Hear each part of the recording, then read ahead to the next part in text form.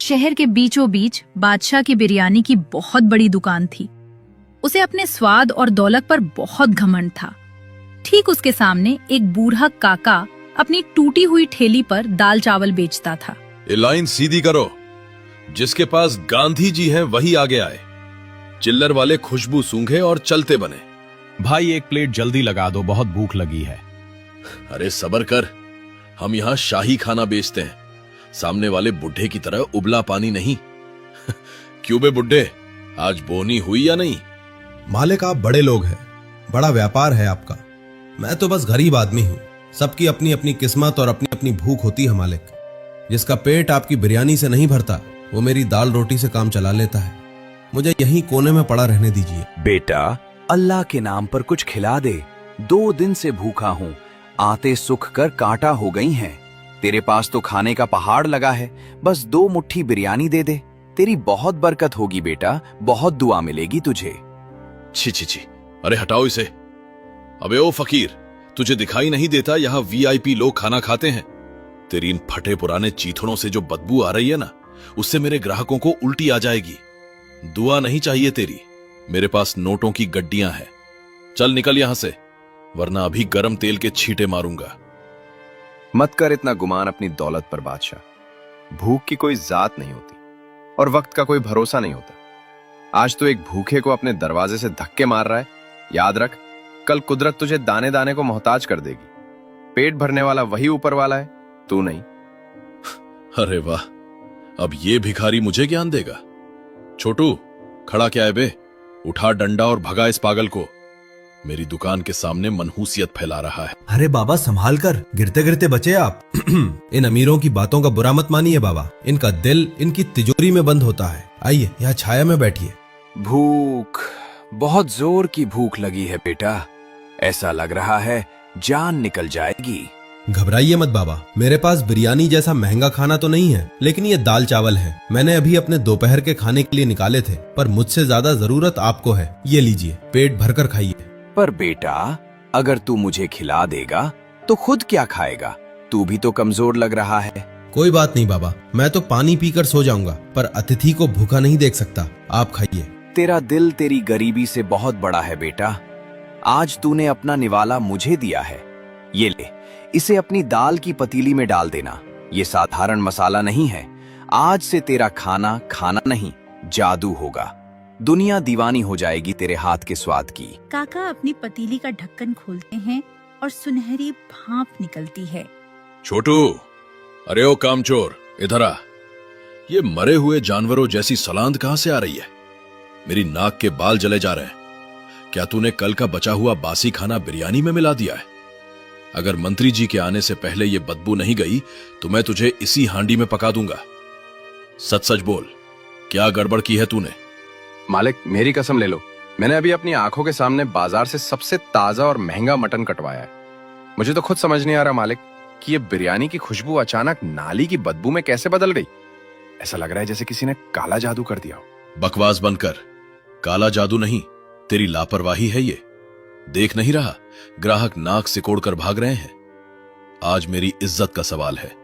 जा, जल्दी से 2 शीशी इत्र और गुलाब जल डाल दे। इस बदबू को खुशबू के नीचे दबा दे। मंत्री जी की नाक तक ये सड़ांध नहीं पहुंचनी चाहिए, वरना मेरा टेंडर तो गया समझो। अरे भाई, जरा रुको। क्या तुम्हें भी वो आ रही है जो मुझे आ रही है? उफ, ये कैसी दिव्य खुशबू है। ऐसा लग रहा है जैसे सीधा स्वर्ग से खाना बनकर नीचे आया हो। मेरे मुंह में तो पानी का झरना फूट पड़ा है यार। हाँ यार, पर यकीन नहीं होता। ये खुशबू उस बादशाह की बड़ी दुकान से नहीं, बल्कि उस काका की टूटी फूटी ठेली से आ रही है। चलो भाई, आज तो यही खाएंगे, चाहे जो हो जाए। दोनों दाल चावल छकते हैं। अरे बाप रे समीर, ये क्या है भाई? ये दाल नहीं है यार, ये तो अमृत है, अमृत। उफ, ऐसा स्वाद। ऐसा लग रहा है जैसे बरसों बाद मेरी जुबान को मोक्ष मिल गया हो। भाई, इसमें तो मक्खन से भी ज्यादा चिकनापन है। कहा था ना मैंने, मुझे तो लग रहा है हम इतने सालों से उस बादशाह की दुकान पर कूड़ा खा रहे थे। असली खजाना तो यहाँ फुटपाथ पर है। काका, ओ काका, सच सच बताओ, आपने इसमें क्या मिलाया है? क्या कोई जादुई जड़ी बूटी डाली है या सीधा सोना घोलकर डाल दिया है? ऐसी दाल तो मैंने अपनी दादी के हाथ की भी नहीं खाई। एक प्लेट और लगाओ काका, नहीं 2 प्लेट और लगाओ। कुछ नहीं बेटा, मैं तो गरीब आदमी हूँ। बस सब्र की दाल है और ईमानदारी का तड़का है। बाकी स्वाद तो उस ऊपर वाले के हाथ में है। सायरन के साथ मंत्री जी की गाड़ी रुकती है। बादशाह घबराया हुआ है लेकिन जबरदस्ती मुस्कुरा रहा है। वाह बादशाह, दुकान तो महक रही है। सुना है तुम्हारे हाथ में जादू है। अगर स्वाद पसंद आया तो 50 लाख का टेंडर तुम्हारा। पर याद रखना, हमें सिर्फ स्वाद चाहिए, तुम्हारी चिकनी चुपड़ी बातें नहीं। अरे मंत्री जी, आप पधारे, मेरी दुकान तो पवित्र हो गई। 50 लाख?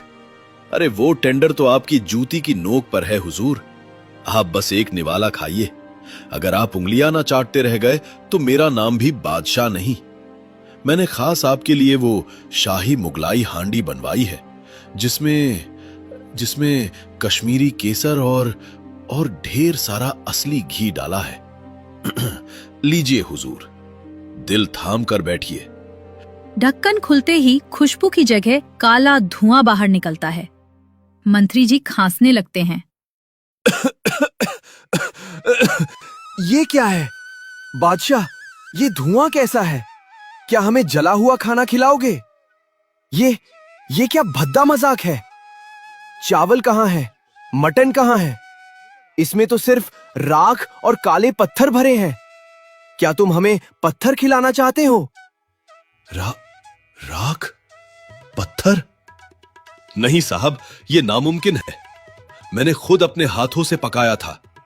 ये पत्थर कैसे बन गए? मेरी बिरयानी राख कैसे बन गई? खामोश! एक लफ्ज और नहीं। ये सिर्फ धोखा नहीं, हमारी तौहीन है। तुमने एक मंत्री को राख और पत्थर खिलाने की जुर्रत की है? इंस्पेक्टर, हथकड़ी लगाओ इस पाखंडी को। इसकी दुकान अभी सील करो और इसका लाइसेंस हमेशा के लिए रद्द कर दो। इसे पता चलना चाहिए कि जनता के साथ खिलवाड़ करने का अंजाम क्या होता है। सरकार, रहम, मेरे बच्चों की कसम, मैंने कुछ नहीं किया। मैं तो बिरयानी का बादशाह हूं। मैं अपनी ही बिरयानी में राख क्यों मिलाऊंगा? यह जरूर किसी दुश्मन की साजिश है या कोई काला जादू है हुजूर। मेरी दुकान मत बंद करो, मैं बर्बाद हो जाऊंगा। रुको, ये खुशबू कैसी है? अभी तो यहां सड़ांध थी, पर अब हवा में ये केसर और इलायची जैसी मिठास कहां से घुल गई? ऐसी महक तो मैंने आज तक शाही दावतों में भी महसूस नहीं की। मंत्री जी काका के ठेले के पास जाते हैं। बड़े मियां, सच सच बताओ, आज अपनी पतीली में क्या पका रहे हो? क्या कोई गुप्त खजाना छिपा रखा है? क्योंकि ऐसी खुशबू तो साधारण खाने से नहीं आ सकती। अरे नहीं सरकार, मुझ गरीब के पास खजाना कहाँ। मैं तो रोज की तरह सादा दाल चावल बेच रहा हूँ। ना इसमें कोई महंगा मसाला है ना घी। बस शायद किसी भूखे की दुआ और मेरी मेहनत का पसीना इसमें मिल गया है। माफ कर दीजिए अगर कोई गलती हुई हो। मंत्री जी काका की विनम्रता देखकर पिघल जाते हैं। वो उत्सुकता में एक चम्मच दाल अपने मुंह में डालते हैं। सुभान अल्लाह!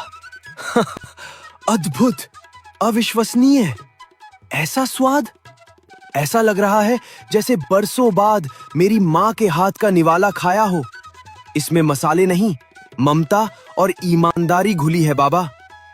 सुनो सब लोग, असली बादशाह ये है, वो नहीं जो अपनी दुकान सजाकर बैठा था। ले जाओ उस मिलावटखोर को, उसे जेल की हवा खाने दो। और बाबा, वो 50 लाख का सरकारी टेंडर और कैंटीन का ठेका आज से आपका हुआ।